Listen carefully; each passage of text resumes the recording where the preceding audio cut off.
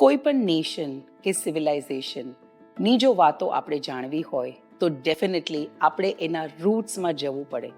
Roots એટલે કે past, અને પાસ્ટ અને રૂટ્સની જેટલી આપણી પાસે નોલેજ હોય એ જ આપણા ફ્યુચર ઉપર ડિપેન્ડ કરતી હોય છે.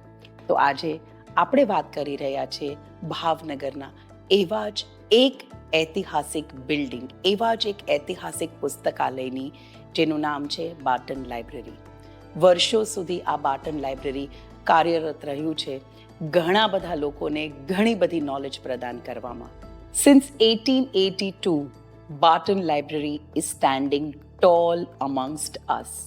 આ લાઇબ્રેરી થકી ઘણા બધા આઈએએસ ઓફિસર્સ, ડોક્ટર્સ, પ્રોફેશનલ્સ ઘણા બધાએ પોતાનું કરિયર બનાવ્યું છે.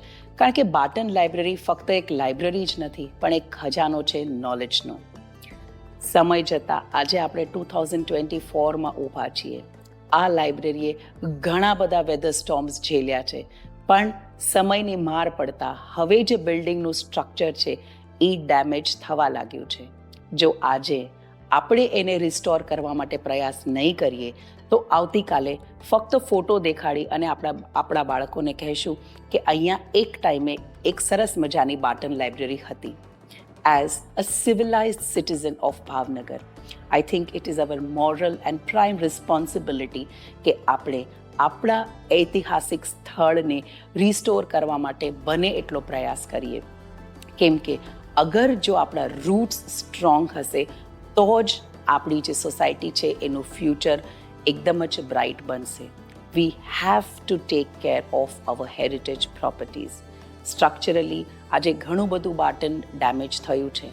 અમે અમારી રીતે ઘણા બધા પ્રયાસો કરી રહ્યા છીએ, પણ what we need at this moment is support from you all.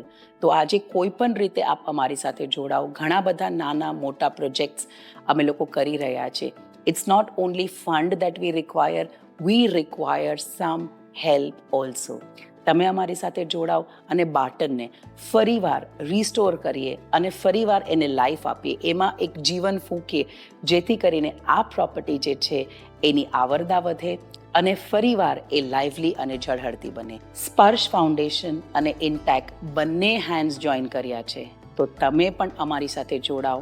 બહુ જ સરસ પ્રોજેક્ટ આપણે કરી અને બાર્ટનની જે ચહેલ પહેલ છે એને ફરીવાર જીવંત કરી શકશું.